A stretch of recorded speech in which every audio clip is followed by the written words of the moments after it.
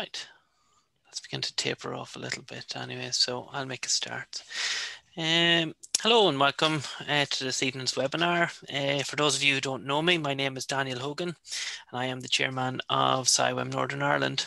So normally around this time of year, the Northern Ireland branch and the Republic of Ireland branch would hold a joint field trip whereby one of the branches would organise a technical talk and a tour of some description. So in the past, the joint field trips have included a tour of the Guinness factory, Belfast Harbour, the Ringsend wastewater treatment works, the Greencastle to Greenore ferry crossing, and the last event, of course, was a presentation of the work ongoing in Dublin Port, followed by a boat trip. So this joint event has always been one of my favourites, mainly because it gives us an opportunity to see examples of all the wonderful projects that are going on this island, and we get to learn about how each project has incorporated the environment into all aspects of design, construction and operation. The joint event is also a brilliant opportunity to meet our CIWEM colleagues and for some networking. But this year's event is a little bit different. So tonight we will be hearing a presentation on climate change in Ireland, a coastal perspective. Aligning with my theme for the year, water and the environment, adapting to change. This presentation will be discussing the potential impact of future climate change on coastal communities across the island of Ireland and give examples of the coastal regions already affected by coastal erosion and flooding, along with some potential solutions. We will also be discussing how the Republic of Ireland is currently responding to climate change and how future uncertainties in climate change are being dealt with. So tonight we have two speakers, our Christopher Calder of RPS and Jonathan Cooper of JBA. I'll start with Christopher. Christopher is an associate in the Water and Environmental section of RPS in Belfast. He is a physical oceanographer, a chartered scientist, a chartered water and environmental manager. So through met-ocean analysis and the application of numerical modelling, Christopher has been assessing key coastal processes, including flooding, storm waves, dune erosion and wave overtopping for 10 years. Amongst other work, he is currently engaged in a number of coastal flood and erosion risk management studies throughout Ireland, including counties Donegal, Wexford, Fingal and Kerry. We also have Jonathan Cooper, who is a Managing Director of JBA's operation in Ireland, based in Limerick. Jonathan is a Chartered Engineer and Water and Environmental Manager with over 35 years of experience in coastal, river and water resource consultancy. He was Project Manager on the Lahinch Coastal Protection Scheme and the Western Sea Farm, and is currently managing flood and coastal schemes in Kilkee, Limerick, Cork, Mountmellick and Dún Laoghaire. So before we start, I'd like to highlight some points of housekeeping. This event is being recorded, and assuming there are no issues with the recording, it will be made available on the CIWEM website under the events page and also on the CIWEM YouTube page. If you experience any technical issues and need assistance, please use the chat feature on Zoom and to let us know what the problem is and what help is required. We'll also be taking questions at the end. If you'd like to put a question or make a comment about the presentation, please use the Q&A facility on Zoom. As the chat, it will be for technical issues only. If you want to divert a question to either Christopher or Jonathan, please indicate that on your Q&A. So without further ado, I'm going to pass you over to Christopher. Christopher. Thanks, Daniel, and thanks everyone for taking the time to dial in tonight. I know sitting in front of the screen all day, it can be a long day, so thanks for tuning in. My name is Christopher Calder, and I will hopefully be providing a coastal perspective on climate change in Ireland this evening. I'm sure there are many people on the call like me who would love to live by the sea, but rarely do we think about the long-term sustainability of these areas when we're walking along the promenade on a sunny day eating our ice cream. Coastal erosion and coastal flooding impact all levels of society and can lead to large economic costs, loss of habitat, population displacement, and unfortunately even the loss of life. We therefore need to consider climate change, or how climate change will affect key coastal processes such as erosion, flooding, overtopping, and how in turn this will affect our coastal communities. As Daniel mentioned, my name is Christopher Calder. I'm a coastal scientist in RPS's Water and Environment team based in Belfast. This is a picture of our team pre-COVID when we could all come into the office. As you can see, we're a very big team, over 200 people, and we have a range of specialty sectors: marine infrastructure, water, the environment, transport and traffic. Just a little bit about me. Having watched too many David Attenborough documentaries in the past, I went on to study marine biology in Queen's University. I then went on to study physical oceanography in Bangor in Wales. On a day-to-day basis, I'm involved in the management and delivery of a range of coastal related studies, including the coastal erosion flood risk management studies that Daniel has mentioned, different wave climate assessments, forecasting services, and environmental impact assessment studies. So looking at flood and indeed erosion risk management in Ireland, in 2004, the government, following a wide-ranging interdepartmental review of national flood risk management, assigned the Office of Public Works in Ireland as the lead state body for the coordination and implementation of flood risk management. Since then, and really before then as well, RPS has been the lead consultant on a range of really important national level studies. One of these early studies was the Irish Coastal Protection Strategy study, which assessed and quantified the flooding and erosion risk around Ireland. This led on to other initiatives and studies, including the Tide and Storm Surge Forecast Service, which we run on behalf of the OPW, and also the Catchment Flood Risk Assessment Management Studies project, in which RPS was the main consultant for 4 out of the 6 river basin districts in Ireland. Today, we continue to provide key services to the OPW through the detailed design of flood relief schemes that were developed during the first phase of the CIWEM project. We also develop local coastal flooding and erosion risk management plans for a range of local authorities throughout Ireland. So when it comes to flooding and erosion, there are several main coastal processes to be considered. These factors include things like the tidal regime, which is governed by the movement of planets and the local geography of an area. The tidal regime controls the vertical movement of water and also the horizontal movement of water. That's the speed and the direction of currents.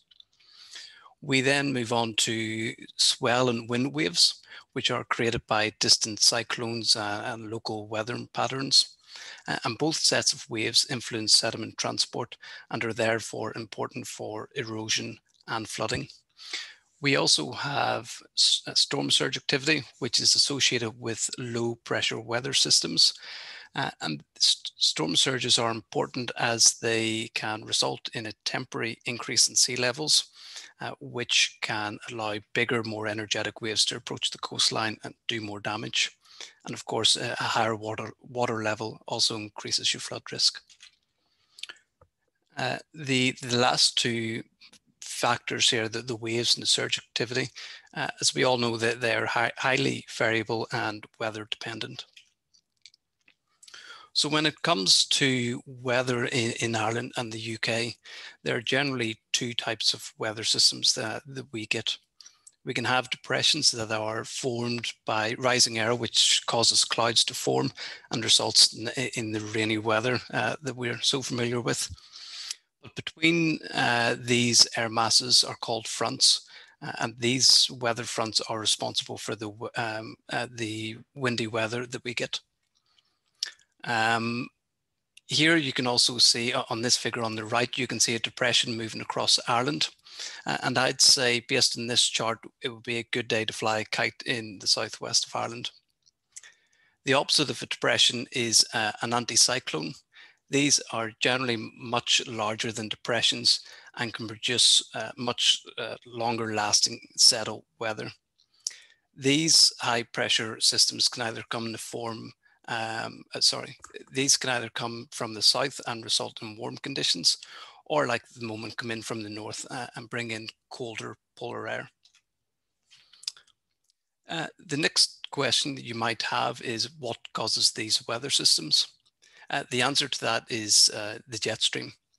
Jet streams are another name for the fast flowing air currents that move from the west to the east, which were actually first noticed by pilots during World War II. It's the position of the jet stream or this flow of fast moving air that affects our day-to-day weather. If the jet stream is sitting towards the south, then we generally get more cold weather. And if the jet stream is sitting towards the north, then we get the warmer weather coming up from the south. Of course, the position of the jet stream is not arbitrary as this, it's in that it either sits north or south. In reality, this stream of air meanders a range of latitudes, which is why our weather can be so variable. It can often be difficult to appreciate how something on a global scale can affect our day-to-day weather. But whenever it comes to the jet stream, it's not just a lot of hot air, pardon the pun. I'm sure that many of you on the call will remember the winter of 2013-2014, when Ireland was hit by an exceptional run of winter storms between December and February. This winter produced some pretty horrendous conditions across the island of Ireland, including 100-mile-an-hour winds, a 1-meter storm surge, and huge record-breaking waves along the west coast. The result of these conditions was extensive coastal damage and widespread coastal flooding.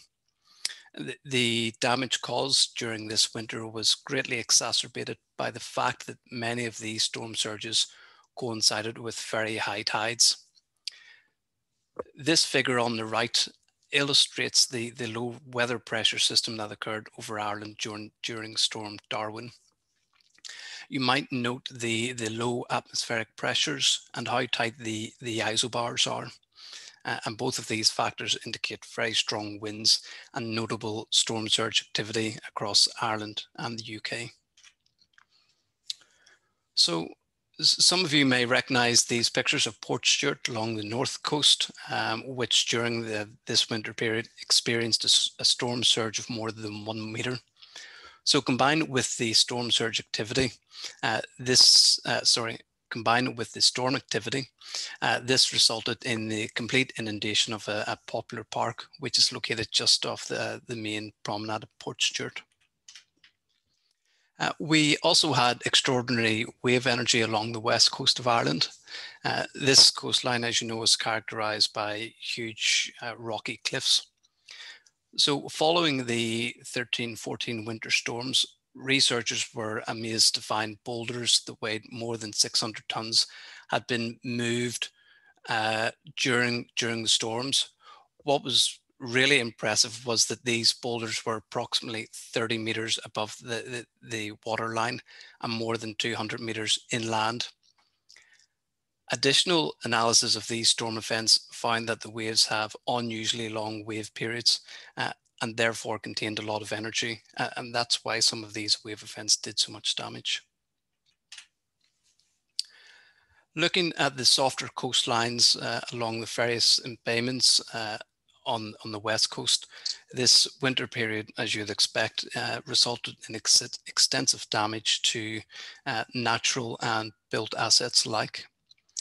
Here you can see some of the storm damage incurred at Dunbeg and Inishbofin. As you'll know, many of these coastal communities and assets are absolutely vital whenever it comes to tourism and sustaining the local economies. So I think it's really easy to appreciate the impact that these type of events can have. Unfortunately, the storm damage during this winter wasn't isolated to the west coast. In fact, the notable surge activity coupled with the high water and events also did extensive damage to the east coast. This included damage to the dunes and coastal protection works at Wicklow, Rosslare, Portran and Kilpatrick. I remember in 2014, I hadn't been in the job long, and many people I'd spoken with commented that this was probably the worst winter that they had ever seen. So looking back, how does this winter compare with others?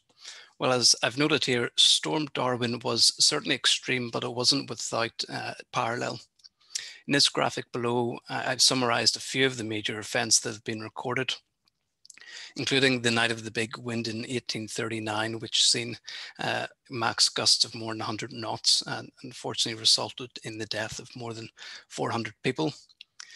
More recently, we've had Hurricane Debbie and Storm Ophelia, both of which again resulted in a number of fatalities.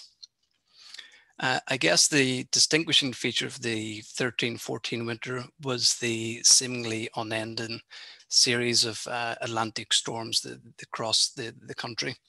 And this was really because the jet stream almost got stuck in the one position right on Ireland and UK and just kept on hammering the west coast with these big storm events.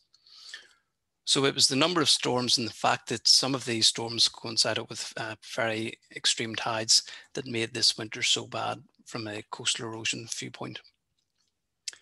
Looking at the historical records in Ireland, we can see what appears to be a trend.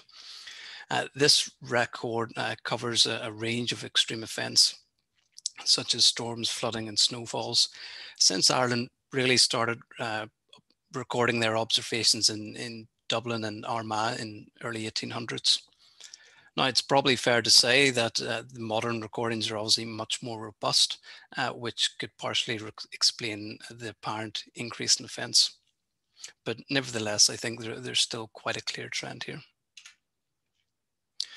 So having considered some of the general processes and systems that govern flooding and erosion, I wanted to take a closer look at a case study in Portran. Portran, which is home to around 2,000 people, is located just north of Dublin. As you can see from this picture, it's a naturally sandy spit that separates the Rogerstein Estuary from the North Sea. If you've ever been to Portran, I'm sure you will have appreciated the pristine, wide and flat sandy beaches, which make it very popular for tourists and locals and homeowners alike. The Rogerstein Estuary is also high environmental importance, and it's designated an SPA and SAC for its range of unique habitats and species. So if you had have walked this beach back in 2012, you probably would have been walking along this nice boardwalk and seen this established dune system to your left. Just 1 year later, the area was making headline news for the extensive erosion which occurred during the extreme winter period that we were just talking about. It was during this period the coastline retreated by around 8 meters. Fast forward another 6 years, and the coastline had retreated in some regions by a staggering 20 meters. The result of this unprecedented erosion was that a local family unfortunately had to be rehomed after their home was undermined by erosion, and their house had to be removed under the Dangerous Structures Act. Unfortunately, this was not the end of the story. In fact, there are many more properties just like the one I just showed you that are still at considerable risk of erosion and flooding at Portran. To provide some short-term protection, the council have actually placed a wave attenuation array comprised of concrete CB units. And the purpose of this array is to break some of the waves as they approach the coastline, reduce wave energy and thus wave erosion. And this wave attenuation array will hopefully buy us some time until a more sustainable solution can be progressed. So to assess the erosion risk for the project, we used a range of tools, including the historical trend analysis method, which compares the movement of the coastline using aerial images. We also used a range of dune erosion, morphological and two-dimensional sediment transport models to estimate the position of the coastline by 2100. Any modeler on the call will probably appreciate that when it comes to modeling long-term erosion, each approach has its own limitation, which is why we use this range of tools to assist with our analysis. Jumping to the end almost a little bit, based on our technical studies, we estimated that depending on the future climate change scenario, the coastline at the borough could retreat by up to 88 meters by 2100. And if this was to occur, 46 individual buildings, primarily private residential properties, could be lost to erosion. Looking at the flood risk in the area, we find that under existing conditions, up to just under 50 properties could be affected by a 1 in 200 year water level, as shown here on your left. However, whenever we adjust the coastline to factor in for coastal erosion and add a 1 meter onto the sea levels to account for sea level rise by 2100, you can see that the number of properties at risk increases significantly. In fact, the number of properties at risk under a 1 in 200 year event increases from 48 to 290 properties. Having identified the risk across the study area, we were then tasked with developing a sustainable management strategy. And this involved considering the usual advantages and disadvantages with all of the available options. The outcome of this process was to identify the most sustainable management solution for the area. Now, the Rutland Commission notes that a project cannot be considered sustainable for future generations if it doesn't adequately balance the social, environmental, and economic aspects or impacts of a scheme. And in this case, we're trying to develop, or in the case of Portran, we're trying to develop a technically feasible solution that stops the erosion and flooding without impacting the environment. But we also have to consider the initial capital costs and the ongoing maintenance costs of a scheme, so we don't place a burden on those future generations. Through our optioneering process, this actually ruled out quite a lot of options. For example, the rock armour was rejected because of the well-established impacts that these defences have on coastal processes. And we were having to bear in mind the local, the environmental designations of the area. So after the optioneering process, we were left with options such as the grounds and the soft engineering options and beach re-nourishment. Using our shortlisted options, we were able to develop a preferred scheme for the area. And the preferred scheme for the area is shown here on your right. It involved restoring the historic beach levels via re-nourishment scheme. And then the beach re-nourishment material would then be retained on the beach via a series of specially constructed fishtail groin structures. And these fishtail groins would also provide a degree of wave protection to the coastline. In respect of the flood risk, this would be mitigated by a number of strategically placed embankments and flood walls. In all, we estimated that this scheme could cost up to 16 million euros with ongoing maintenance. But importantly, this scheme was found to produce a positive cost-benefit ratio, which meant that it was economically viable. And this slide just provides an artist's impression of what the scheme could look like on the left, whilst a similar scheme at Clacton-on-Sea is shown on the right. It's important to note that our scheme on the left doesn't actually cut off the natural exchange of sediment between the beach and the dune systems. In fact, we have designed this scheme to be complementary to the conservation objectives of the nearby designated habitat. Now, it could well be that because this scheme is in designated habitat, it may have to go through Article 6.4 of the Habitats Directive i.e. The imperative reasons of overriding public interest to get planning approval. It's still a little bit too early to tell. We're in the process of the EIA for this scheme. Just looking at another area here in Donegal on the northwest coast of Ireland, it's worth noting that there isn't always a clear benefit of defending a coastline.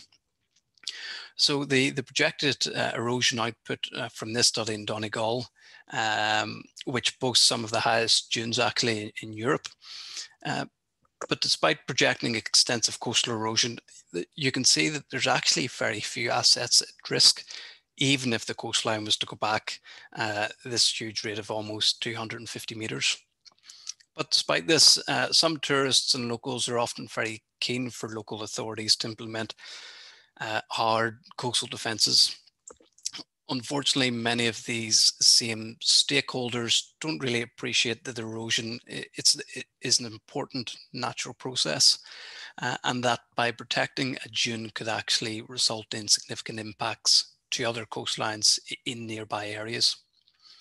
So in this instance, we had actually recommended that the council do nothing other than set up a robust beach monitoring programme and revisit the situation in a few years' time. Because at the minute, like many sites in Ireland, we actually had a very small amount of historical data to work with at Donegal, and that of course influences or affects the reliability of any analysis. So getting to the crux of the presentation, future climate change. You'll be glad to know that I'm nearing the end of the presentation, but the next couple of slides just set out how climate change could impact key coastal processes. So perhaps one of the most important factors other than rising sea levels, other than rising temperatures, is rising sea levels. The IPCC, or the Intergovernmental Panel for Climate Change, reckons that it is likely that sea levels could increase by up to 0.7 meters by 2100. But they also noted that a rise of 2 meters by 2100 is plausible. Now, the UK CP18 report has also reported a slightly higher projection of up to 1.15 meters by 2100. Now, all of these numbers are pretty confusing. So to simplify things in Ireland, the OPW have recommended considering the medium range and high end future scenarios, whereby sea levels could increase by 0.5 meter and 1 meter by 2100 respectively. It's also worth noting here that some studies have indicated that sea levels will continue to increase beyond 2100, even if we step in with large reductions in greenhouse gas emissions. Looking at wind speeds here and how climate change could affect those, some studies have projected an overall decrease in wind energy for most seasons. But the same studies do note that extreme wind speeds are likely to increase. And this is much to do with the jet stream and how the path of extreme storms will extend further south. And this will really intensify storm activity in Ireland. So your average wind speeds might go down, but your extreme wind speeds could go up. And this figure here on your right just shows the regional variations in your wind energy mean average wind speed. Looking at your wave heights, again, they're strongly related to your wind speeds and therefore your any impacts to the jet stream. Studies have indicated that our significant wave heights have actually increased by 0.8 meters per decade between 1985 and 2018. IPCC studies estimate that our average wave heights will decrease in summer and winter by around 15% and 10% respectively. However, this one actually gave me a laugh. It says that the changes in extreme waves are also likely to change by 10 to 20%, but they're not too sure if they're going to go up or down. But looking at recent record-breaking wave heights measurements, records been broken in 2009, 2013 and 2014. So for me, the trend is pretty clear. Looking at our storm surges, there are concerns that storm surges will increase in frequency and intensity over the future. And again, this is all related to the position of the jet stream and how the winds will move over the North Atlantic. Unfortunately, there's low confidence in terms of region-specific increases, and indeed the UK CP18 suggests no significant additional increase in extreme water levels. And this really brings me back to my last point about extreme wave heights. This slide here shows wave height observations in the Irish Sea as recorded by the M2 wave buoy between 2000 and 2018. And for me, I think the trend is pretty clear. We have seen a real significant increase in extreme storm events over the last number of years. Between late 2017 and early 2018, we actually had 10 individual named storm events hit Ireland. And that was actually 5 more events compared to the same period in 16-17. So what about the financial cost of climate change? Well, looking at the cost of flooding, studies have indicated that the average cost of flooding for residential properties sits at around €16,500 at present. With climate change, this could increase to just above €21,000. And you can see the figures there for the commercial properties. With climate change, the average cost could increase to 80,000. Now, this table I found was really interesting. It estimates the cost of flooding by 2100 with climate change. And you can just see the hundreds of millions of euros that a serious coastal flooding event could cost. In fact, it's in the order of €2 billion if Ireland was hit by a 1 in 200 year event with future climate change, water level changes added on. And this figure on the right was produced by Geological Survey Ireland, and it shows what Dublin would look like under a 1 in 200 year event with 2 meters of sea level rise on. And it's really stark. You can see just how much of Dublin would actually be flooded. So whenever it comes to our coastal management, we have a conflict of interests. There are many groups who obviously have an interest in how our coastal areas are managed. And these include the local residents, obviously, the homeowners, environmental groups, business groups, but to name a few. So it's very difficult to come up with a plan, a management plan that actually satisfies the interests of absolutely everybody. Now in England, they have the shoreline management plans, which are very useful. They provide a large scale assessment of risks with coastal processes, and the aim is to reduce these risks to people and the natural environment. And I think that's something that we could really do with over here in Ireland. Just talking about examples of conflict in coastal areas, prime example in Ireland being Derive. Everybody's favorite person, Donald Trump, was looking to defend the coastline. I think it was just a few years ago, looking to put in some hard defences to protect the coastline and his interests in the Derive Golf Club Resort. Now, these plans were actually rejected by Ambor Planala because of their potential impact to the nearby designated areas. Now, there is a lot of conflict over this, but it also raises doubt over the planned future 40 million euro expansion that Donald had planned for the area. And this could obviously have big knock-ons to the local economy. So just to conclude, how can we actually deliver for today while safeguarding tomorrow? As you'll see, hopefully as you've noticed here, a lot of the EU legislation can often prevent effective coastal management strategies. And I think the Derive example was almost like a canary in the coal mine. It was one of the first big developments that was probably rejected on similar grounds.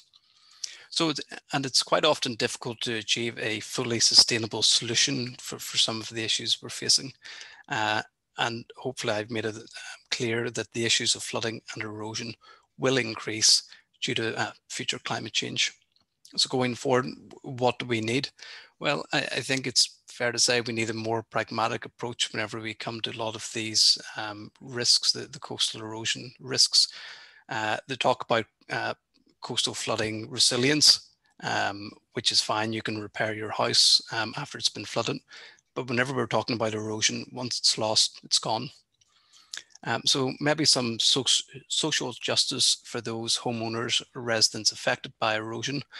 And much like England, I think we could do with some shoreline management plans, and also a good baseline of regular survey data to inform our coastal management studies. At present, we really lack a good database to undertake our studies. That's about me, Daniel. I'll hand it back across to you and come back online for questions. Yeah, that's great, Christopher. Thank you very much. Just while Jonathan is getting set up there, I'd just like to note that if anyone has any questions for Christopher, please add them into the Q&A box in Zoom. Okay. So then, Jonathan, if you want to share your screen. Wait for Chris to come off there.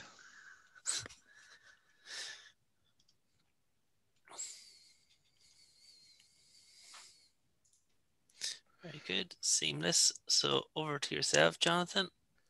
Yep. Right, thank you very much, Chris. Brilliant introduction, and we're probably going to come at it from a slightly different angle, but we'll come to the same conclusions, which is always good. So give a different alternative voice. Just to recognise the contribution that Emily made to this presentation, and a lot of her research work she did for her masters at NUIG. So I'd like to recognise that. So what we wanted to talk about essentially is, how the planning system can help approach the sort of challenges we have around coastal protection, and how that's going to change and with climate change. So I say the work that Emily did at NUIG was using the JBA work we did at Lahinch and Doombeg, and just look at those and how that played out in the planning process. And we're going to look at also how JBA has taken forward climate change adaptation in flood relief schemes and in strategic flood risk assessments. So we'll give a bit of a barometer check on where we are now in Ireland with regard to climate change, and are we in the right position to go forward with some sensible plans, and where do we need to get to. And this is all about building this system resilience that we need, and it's made up of a number of components, and just as Chris did, got some nice case studies just to really pull all these issues together into some stark reality. So where are we now? Well, in the coastal zone, policy and the whole governance structure is really critical, because these are big scale issues, and there's a limited sort of policy or strategy level direction of how we're going to manage the coastal zone. We didn't implement integrated coastal zone management. We haven't got the shoreline management plans, which would lead to a more proactive approach. We have got the CIWEM output, which looks at coastal flooding and limited amount of information on coastal erosion. Marine spatial planning has started to be a big uptake, and the directive has led to what is a strategy-led approach, and not really sort of zoning land or plans or providing sort of tools for people to make spatial decisions. And then we have our old friend, the Foreshore Act, which we all know is complex, to be avoided, somewhat out of date, and is involving sort of multiple departments. So essentially, a lot of our coastal zone management is now by default left to sort of planning and development regulations, which can either go one or two ways. You can end up on board Panola, or you can try and do that locally through sort of Part 8 planning processes within the local authority. But it tends to be top down. And in that, if it ends up on the board, you will naturally end up having that conflict between Habitats Directive and what you're trying to achieve with regard to protection of land. And that was, obviously found on the Doombeg case, but it's not allowing us to think through a more joined up approach to land use, habitats, and the natural protection of land. And it's not particularly inclusive, so we don't get that stakeholder engagement really when we go through that sort of planning process. And therefore, the question we would ask is the planning process fit for purpose to drive climate change adaptation? So we all know what happens. 2014, some pretty serious conveyor belt of storms came in off the Atlantic. Lahinch took a pretty big pounding. And the natural reaction is that money comes through from various government departments, is looking to, under a bit of political pressure, to deliver a response. And that response is very much go and fix the problem. We don't necessarily look at it and have time to do sort of full flood and coastal erosion risk management plan. That has been introduced by the OPW on other coastal schemes, but this was done really in the context of this is a reactive approach. And it went down the Part 8 planning route.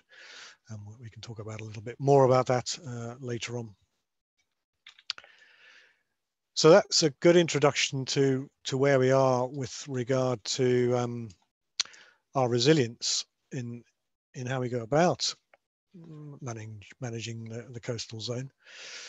And so if we had to give a mark to where we are in Ireland, then we're definitely in the red zone, which is a very much reduced resilience because we are essentially not forward thinking what we want to do. We're putting in inappropriate coastal structures, maybe just to deal with local problems, but also across wider areas.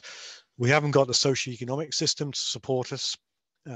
So, in terms of development and planning, where the insurance industry is going to sit in all this, and the ability to come up with more subtle approaches to coastal protection, we are not really in the place we want to be. We haven't got the foundations to be ready for the adaptive nature that climate change is going to bring. So the ultimate goal is to have that, use natural systems to enhance our resilience, and have a maturity of our socioeconomic systems in terms of planning and general stakeholder engagement, using nature-based solutions to give us a much more robust approach to what the likely challenges will be coming down the track. Now that will require a change in thinking. You end up having to let go of certain places. But at the moment, being stuck in that red zone, we just keep on investing more money in coastal protection structures, which keep on failing. And we keep on coming up against the demands of EU habitat directives, in particular habitats and birds directives. So the research questions that Emily came up with when she started her thesis, when she took a year off from JBA, was to look at the role of the Irish Local Planning Authority in climate change adaptation. What are the barriers? How are the decision-making processes undertaken? And how can the planning process make that a step change in getting into a more natural ecosystem-based way of looking at the future of coastal zone management? So the task that she went through was to again look at these case studies around Lahinch and Doombeg, talk to various people in the local authority, and then sort of draw her conclusions. So this is sort of prompted by what came out of that research. So achieving that resilience, we we do need to ensure that we've got many tools available to us as coastal managers, and we have to accept that we have to go from just avoiding going into developing in these high risk zones to accepting that we are going to have a loss and we're not going to be able to protect it. But ultimately, at the moment, holding the line is essentially where we are. And we haven't had many debates in the Republic about managed retreat, and it needs a mature debate, a great deal of stakeholder engagement. But this is now really going to be something that's going to be something that we have to take forward going into dealing with potential for climate change. So we can't really implement these options without sort of a national policy, and we are getting there, but it needs to be more joined up. We need to have sort of adaptive management of land use plans. At the moment, the land use plans are fairly short term, and we need to be supported by data sets, which is essentially what Chris was also concluding from his research and experience. We have obviously some good basis and foundations to making the planning system help us become adaptable. And JBA were obviously co-authors along with Mark Adamson and Loci in producing the 2009 planning guidelines. And that was very much driven by climate change and the thinking around of having to do things differently. And obviously, small steps were required to go from where we were coming from. And all our hubs and gateways within that National Development Plan at the time were either coastal towns, Galway, Limerick, Cork, Waterford, Dublin, which were going to have to deal with the challenges that climate change could bring. But we had to really manage that balancing act of not trying to change completely these historic towns, but to work with climate change that would allow us then to make some sensible decisions around what climate change would mean. So probably in hindsight, when I look back at it all, then development management very much was at the fore of addressing climate change. So it was dealing with what level do we need to build things at to make sure that that's going to be adaptable to climate change. So it was precautionary. It allowed development to carry on in our existing gateways. But in terms of plan making, it did set the seed for thinking that we do need to think about the future and look at these big areas of change that could come, as Chris showed, in terms of the extensive potential inundation that you could have in Dublin, and to make sure that's addressed in the sort of plan making stage of the county development plan. Now, not many of those county development plans has taken and grasped that nettle, but it is coming. And I think in the sort of next iteration of planning guidelines, that may be something that needs to be addressed. Erosion didn't have a huge sort of tag inside the into the guidelines. It was mentioned. It was dealt with as per most other spatial elements of flooding outlines. It didn't really address the dynamic nature and the sort of one-off chance that you get, of being able to manage that erosion risk. So in terms of where we would see the planning guidelines going forward to really address the climate change emergency and how we would like to see them change would be, we've got to start looking beyond the 6-year planning period. We need to sort of introduce an adaptive planning process of using exercises and scenarios to say, okay, this is the plan you want for the next 6 years, but will that be a low regrets situation in, say, 100 years time when we're seeing sort of one meter level increase in sea level? So it's all about signaling a change, and you're not going to do that in one development plan. You're going to have to start getting members of the council and stakeholders to say, right, yeah, we are on a journey here, and we need to start thinking about where these vulnerable areas are and making sensible decisions. So certainly not putting high vulnerable development in these areas, but maybe just trying to look at the low vulnerable land uses which can be swapped out in time. And then to start that sort of long public consultation process, to think about what is the real long-term land use plan for our cities. And as part of that, you know, as we had in the original start of the planning guidelines, is we didn't have a great deal of data on say fluvial risks. We need to increase our efforts to address the data shortcomings to allow that policy to work. We also need to increase awareness within planning authorities who are doing this work. The acceptance that sea level rise will bring a necessary change of land use and will be quite challenging. We need to utilize all of the data sets we have, and CIWEM mapping has obviously identified the climate change projections we have for fluvial and tidal.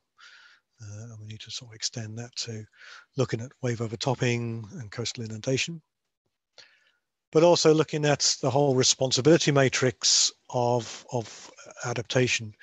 So planners need to think about adaptation from a land use perspective, but the flood engineers and the coastal engineers are looking at it from a project basis. Those two things have to be brought together, and they influence the decision making. So if to solve a particular coastal problem, you're ending up having to spend multi-millions of euros, then it really needs to send a signal to the planners that a different plan is required. And certainly we just can't keep turning up with sort of the grey adaptation measures. We need to look at the more natural processes, which again has to wrestle with the Habitats Directive and interests of landowners. So as a key part of the planning guidelines was to get strategic flood risk assessments up and running, and that's now we're probably into our third round of SFRAs, and they're starting to mature. People are getting more proactive and strategic about how they look at future flood risk, and it's where we can really get those messages across and think about what we do. They have to tie in with the local authority climate change adaptation strategies and plans. And those, at the moment, this is a coastal example of a coastal authority's climate change adaptation strategy. And it's struggling a bit to get over the message and to think long term. So it's over the lifetime of the development plan. They're looking to look at appropriate locations. We shouldn't be looking at the lifetime of the development plan. We've got to think 100 years ahead, and the appropriateness has to be on the basis of future flood risk. So this isn't really getting the traction we need. It's not getting the urgency to make a real difference to our land use planning. We also have the issue around flood relief schemes that are coming down the tracks. What approach does that mean for planning behind those defences? It shouldn't be taken as a given that we continue developing high vulnerable development in those areas. We need to think again about, is the continued investment we will need behind these defences affordable for that particular community? Have we got to think about something else? And we are starting to see some interesting changes. So this is a current CDP that's out for consultation, where we're accepting a much higher level of climate change increase, the 1 metre sea level rise for housing, for highly vulnerable development, and looking at testing between 1.2 and 2 metres of climate change for the real critical infrastructure. And interestingly, they want to remove the discounting of climate change allowances for shorter lifespan development, such as supermarkets and commercial development, because it is starting to set precedent of development in those areas. So adaptation planning needs to have a process that's can be understood and explained to the public. So again, here we need to get hold of data, really understand the issues. We need to start doing proper planning. Need to think about the implementation process, who's going to do it, you know, who, institutional bodies, how we're going to solve some of the issues of conflict that Chris was talking about. And importantly, we need to do more monitoring and evaluation, because we won't learn and keep on improving how we go about this. So we have tools at the moment. So economics is the big driver to some of these climate change challenges. Decision trees help you plot through and communicate that there are different choices to be made at different times to solve these problems. And the OPW have led the way with regard to adaptation planning on flood-ready schemes and coastal schemes, which I think are going to be very useful. It's going to be upfront, talking about that at the same time as discussing the solutions for the here and now. But what we're aiming for is low regret outcomes. So we don't spend inordinate amount of money now to try and second guess what the solution will be, but we are adaptable enough that we can spend the money at the right time and not end up having large amounts of capital tied up in new schemes. So just to give some example of the scale of what climate change could mean, and this is Galway, and you can see that if you take the medium range projections and just look at how that plays out in economic terms, you've got a 10-fold increase in your damages in the 200-year event. And that changes completely what you are having to think about, going from a 10 million scheme to a 100 million scheme. And the economic benefits that will provide to the city will be absolutely fundamental to its future prosperity.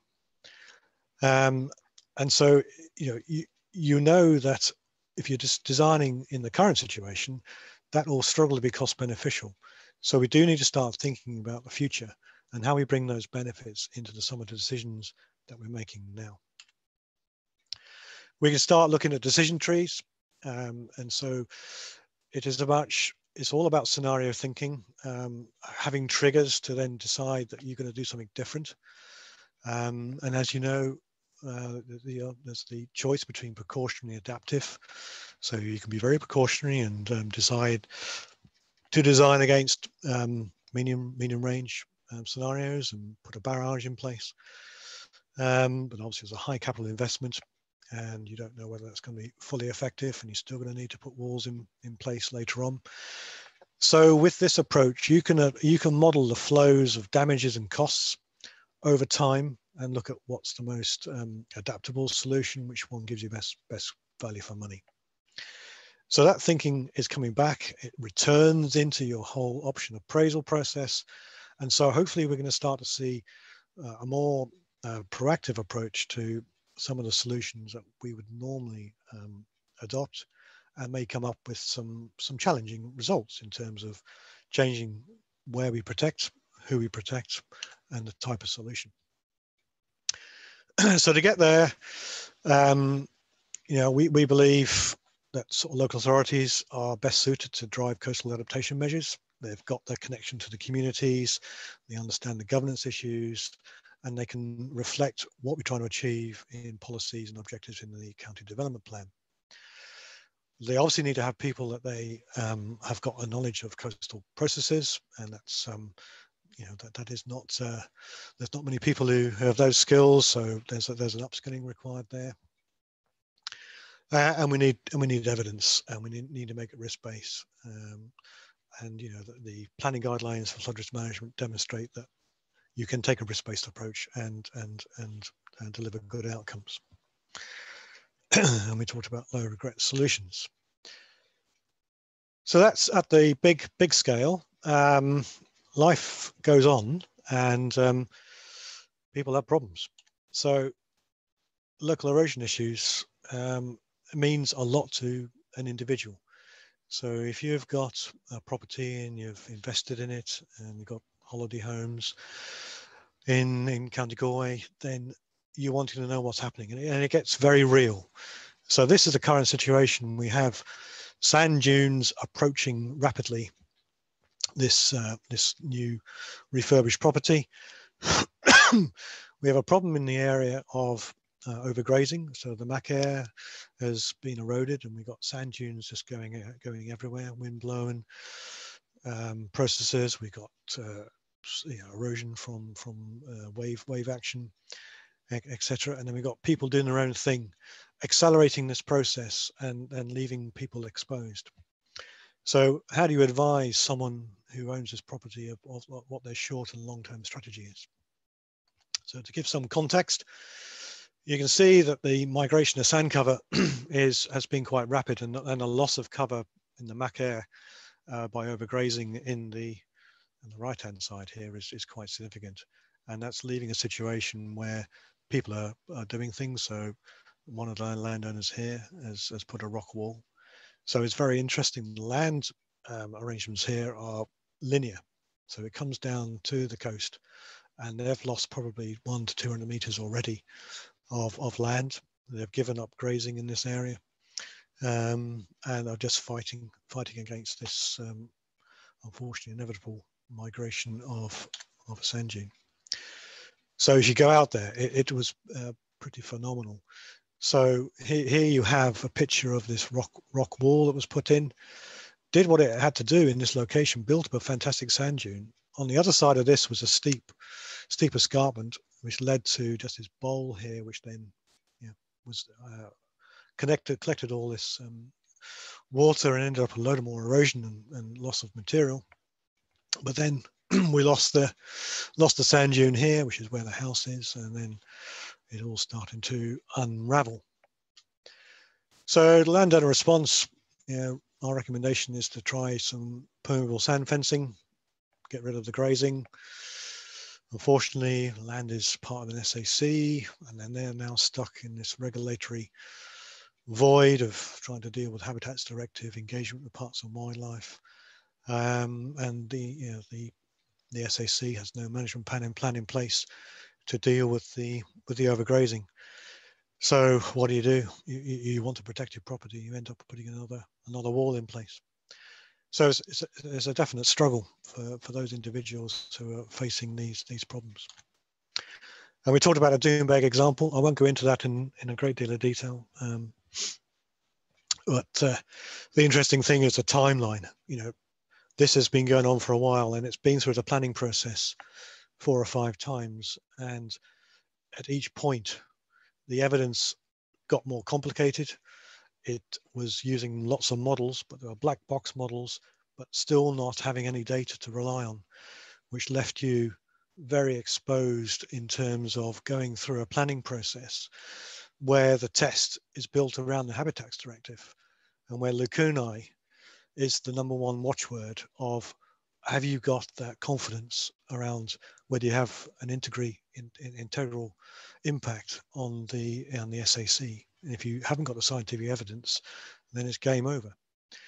And the evidence we put before the board was very much of, we don't feel confident that we could say yay or nay as to what will happen. We know there will be some response to the works that were planned here, and monitoring was not going to be the answer. So unfortunately, yes, the future of dune bag does look a bit precarious. So in terms of a way forward, we come back to our model of adaptive planning and the framework we need to put in place. And we all parties, all actors have a part to play in that.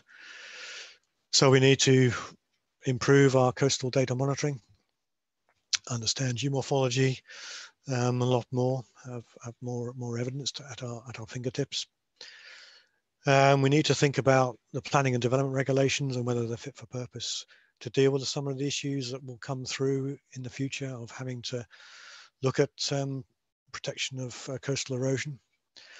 We have these thresholds in the regulations to decide whether we're going Part 8 or Part 10. But if we're below threshold, do we really get the answer we expect and should be expecting to look at potential issues at a much broader scale for trying to protect a local area?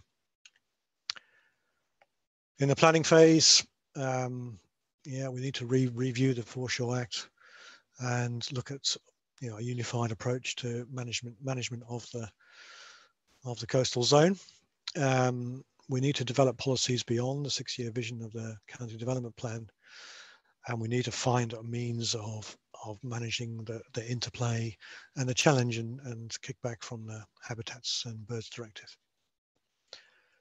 Importantly, we need to have our local communities integral to this decision-making process. And we can do as much modelling as I like, but it's amazing how much local expertise is available from people who watch and look at what goes on locally in their beach. So we do have issues with the planning and development regulations, and we do need to ensure that the planning route ensures good public engagement. So in the implementation stage, I think this gives a quick synopsis of the problems we're going to have in terms of just looking at the SPAs and SACs around the coast of Ireland.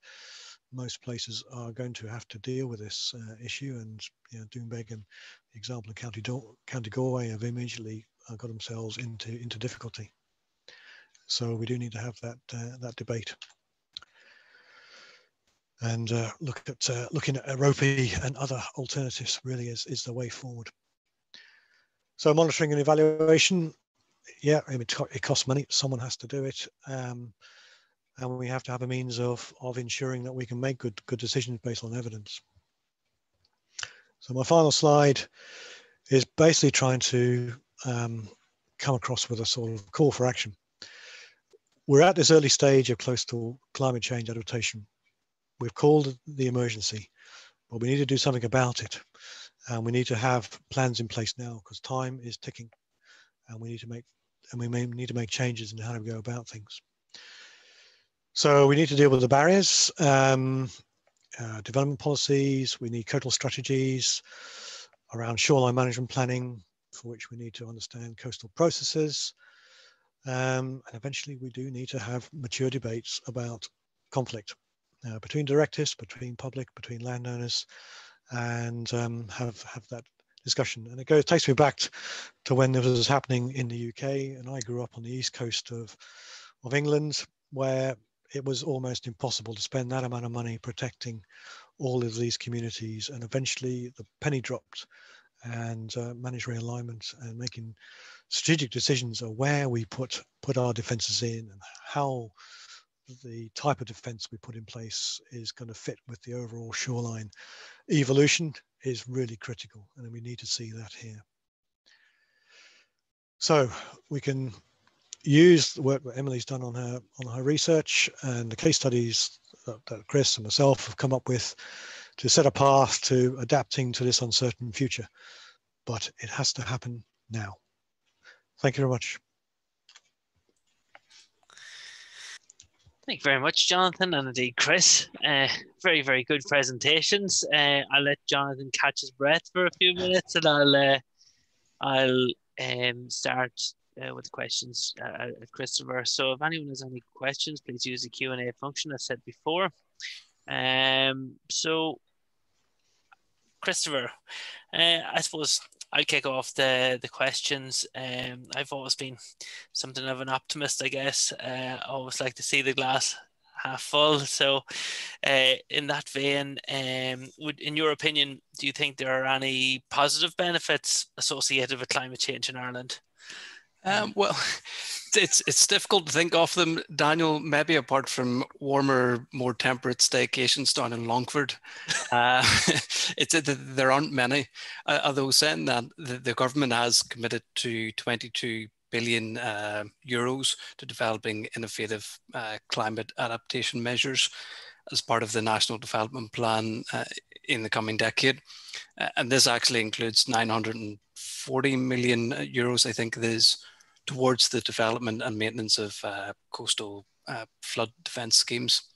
So together, I hope that this level of unprecedented funding presents a really good opportunity for local authorities and government to develop really sustainable and innovative coastal management schemes in our most vulnerable areas.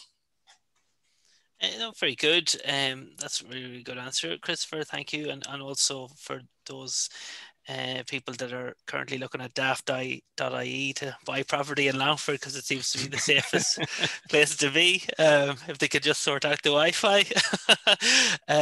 But also, just a couple of questions have come in for Chris here as well. Well, this is sort of a double-barreled question related to Portran. Firstly, how did you schematize the projected event-based erosion models with the non-extreme sediment exchanges to define your rate of retreat?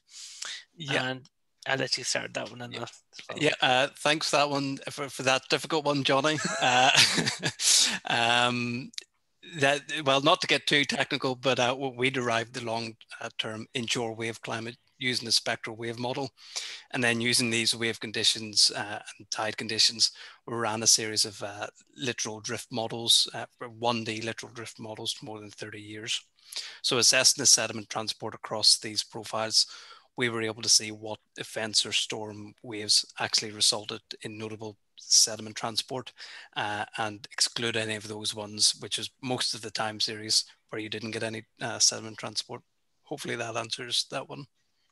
There was another question from Claire Vincent. It was a great presentation, but when is a decision expected on Portran? Hi, Claire. Thanks for the question. Well, at the beginning of the year, we were RPS were appointed to undertake the environmental impact assessment of the preferred option. So given the survey requirements and the COVID survey requirements in terms of the habitats and the birds and the COVID-19 constraints, it will probably be around mid-2022 before we've actually finished the EIA process.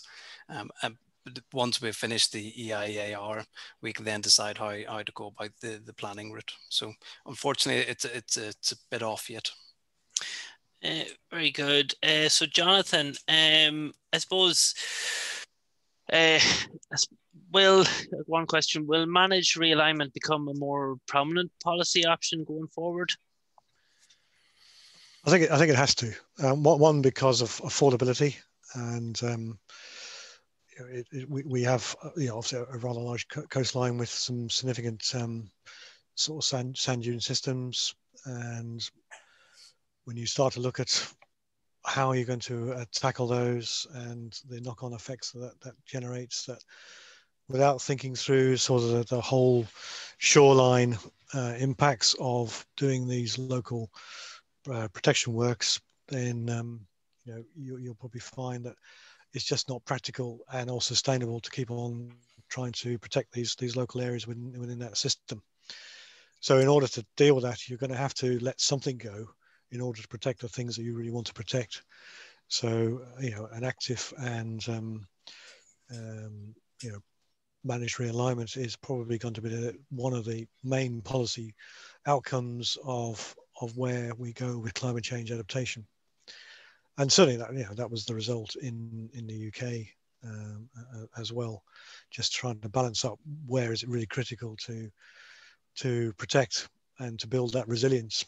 And so you can start to change the socioeconomic model in certain areas around the land use, in terms of agricultural, through to sort of small scale housing and all the rest of it. But these are tough choices to have, but that debate has to be had if we're going to make a chance to come up with a sensible approach to adapting to climate change in the areas that we need to adapt to. Yeah, very good, Jonathan. Just following on from that, do you think that Part 8 planning as an appropriate route for coastal protection schemes led by the local authority? It has its place, but there are some downsides to Part 8 planning, which is where essentially the planning authority can grant itself planning to get on and do these things. Now, Lahinch was a good example of what happens. So you've got the immediate need for speed, and you can get your Part 8 planning put together pretty quickly. You end up getting some limited consultation done through that process. You advertise it. You'll get, if you're lucky, people will spot it. It's gone up for consultation, and you get some response back. You then will get some statutory consultees coming back, Tushka, National Parks and Wildlife. But because of the limitations of this reporting that's supporting apartheid application, it doesn't really get into the detail of, are there going to be long-term issues around your apartheid scheme? So, are you going to have a knock-on effect on sediment supply along the beach in Lahinch? Are there going to be knock-on effects that need to be addressed onto SAC areas as well? So it's not necessary. It's quite opaque as a process, and it's not doing that full consultation with all stakeholders. And the onboard Penana route, which is through Part 10, which will be triggered if you're going to have an impact on an SAC, does give you that further examination of that scheme. But as I sort of alluded to in the presentation, it'll be very much focused on Habitats Directive and not necessarily on the functioning of the coastal processes and what's right for that area. So there has to be some means of just trying to get the best of both worlds there. And you do get a particular consultation response through the Part 10 around the environment, but it doesn't allow you really to engage with those who are users of that beach. And that came true for us on Lahinch. So the Part 8 planning didn't get too much interest from the surfing community. But the surfing community turned up when the diggers got on the beach and chained themselves to the digger for a couple of days to make the point that they wanted to ensure that there was access off the beach for the surfers. So, there was a failure there to engage all parties. So, we need to think carefully about what is the appropriate planning process. And there's so many things to think about in a coastal scheme that you need to have a robust and open planning process. Very good. Christopher, coming back to you. Chris, what would you say is the biggest obstacle to the creation and implementation of shoreline management plans within Ireland? It's a difficult one. I think it's almost more suited to Jonathan, actually. But I think it goes back to what Jonathan was talking about, the governance issues. Who's going to step up and take responsibility for these shoreline management plans? Is it the OPW or your local authorities? We really need that unified approach towards coastal management. But when you consider that the consequences of poor decision making, can be the flooding of town centres or the loss of somebody's home, you can see how the issue quickly turns into a hot potato, and and nobody really wants to carry that torch. So I think it's really a governance thing, maybe at the minute, Daniel. Yeah, and Jonathan, do you want to add to that? Yeah, if you're trying to, any investment needs to have a clear set of objectives, and a strategy is the way to go about it. And so, you need to know where you're aiming for. And ultimately, we don't know the nature of the future. We have uncertainty. We know all the evidence is telling us we have to plan for a higher sea level, greater energy, greater potential for erosion. And in that situation, you can't have a fixed plan. You have to have a dynamic plan, and that strategy has to be communicated and get everyone on board. So a shoreline management plan is a typically good vehicle to do that. And again, you need to get all the actors who have got an interest in doing this and bring them together. And it needs someone to lead it. And clear leadership is what it's all about. Very good. So I'm just going to take two more questions, if that's okay. One each. Christopher, I think this is probably directed towards you. Do you have a view on how coastal monitoring could be delivered across Ireland, and what role might remote sensing, satellite images play? Yeah, so I think the Channel Coastal Observatory in the UK, they have their regional coastal monitoring program, which is really sort of like the gold standard of coastal monitoring, if you like. It collects all sorts of coastal data in a coordinated and systematic manner, and it serves the needs of your coastal engineering or coastal management studies or strategies. But I think at the minimum, we would like to see regular topography information. Some bathymetry information would be great, but it's costly. Satellite imagery and remote sensing, I think it's coming to the fore now with the leaps and bounds we're having in technology. But at the minute, I think I'm right in saying unless we procure very expensive satellite data, we're limited to sort of Sentinel-2 data, which is around 10-meter resolution. But in a similar vein, drone technology has come on leaps and bounds. So it would be great opportunities for, say, local authorities to invest in a drone, LiDAR, type drone that they can fly straight after a storm or, seasonally, and build up a really good database that could be used to inform us coastal managers or engineers. Just last point, I think coastal science also plays a really important role, community science and plays an important role. The likes of, the Coast Snap app, which has been developed by a university in Australia. It's great, beach goers or walkers, whoever, just take pictures of the beach on their mobile phone from a set location, and you can use that to track coastal change over years and days or months or whatever.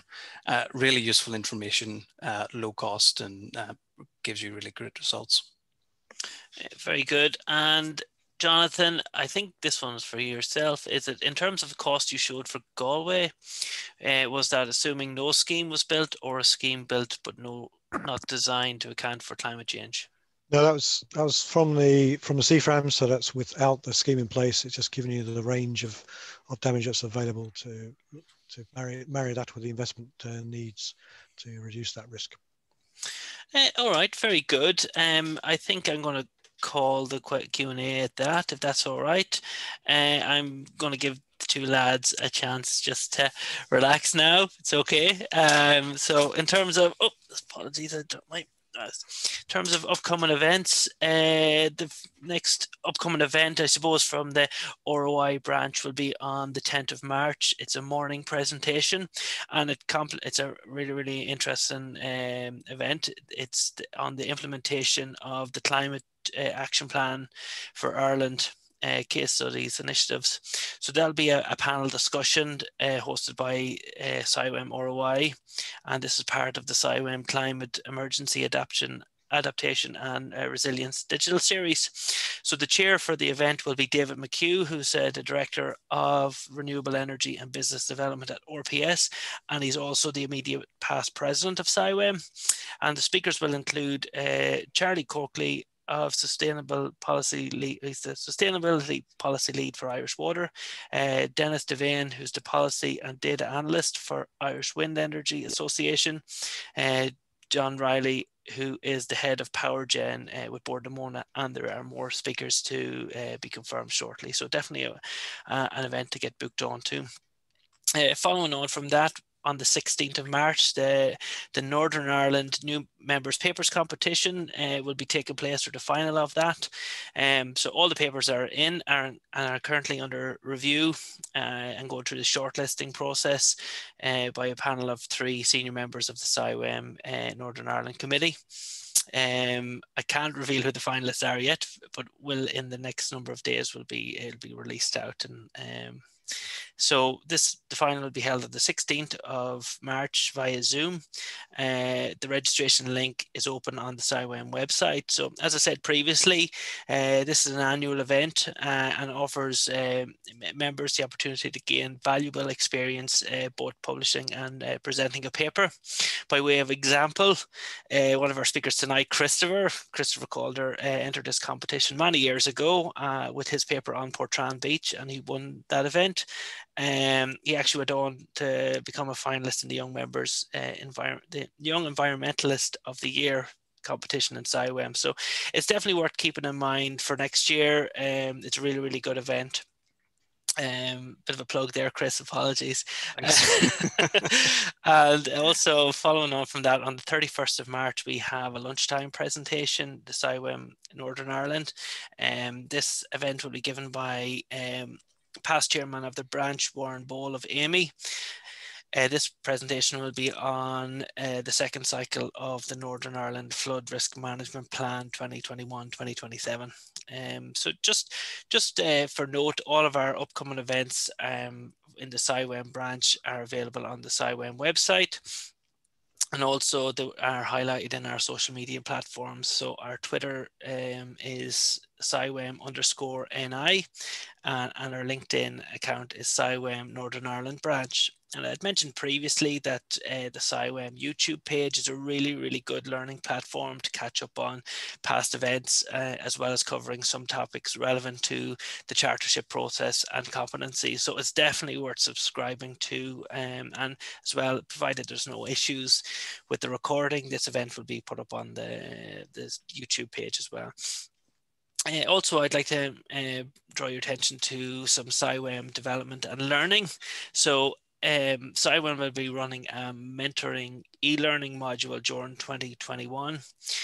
So this is a practical one-day face-to-face course, well, face-to-face will be online. It's delivered by an expert in their fields and focuses on the core skills, behaviours and techniques needed to mentor of the highest professional standard. The first training day will be held on the 26th of March, followed by the 25th of June and the 8th of October. So if you're interested in becoming a mentor and joining this one-day course, you can sign up on the CIWEM website under the training tab, and it costs about £375 plus VAT. I'd like to give a note of thanks, certainly on behalf of CIWEM Northern Ireland and indeed the Republic of Ireland branch. I'd like to give a big thank you to Christopher Calder of RPS, Jonathan Cooper of JBA, and also Emily Rick for her supporting information. For joining us today and giving us two fantastic presentations on climate change in Ireland, a coastal perspective. I'm sure everyone would agree that the presentations were very informative and complemented each other really, really well. So well done, guys, and thank you very much. I'd also like to give a note of thanks to Barbara Woods and the CIWEM team for coordinating this event and indeed all events that are going on. Just from a quick glance at the events page, there's an awful lot going on. So Barbara's very, very busy these days, so thank you again for coordinating this event. And finally, I'd like to thank you all for joining in to this event tonight and support this event and indeed all other CIWEM events. We had over 90 people on the call, which is an absolute massive turnout. So anyway, on that note, it's 6:30. I'm sure some of you are keen to get out, get some fresh air, or maybe you're taking part in the 100 miles in March challenge. So I won't keep you any longer. So I'd like to officially close this meeting. So until next time, stay safe. Thank you. Bye.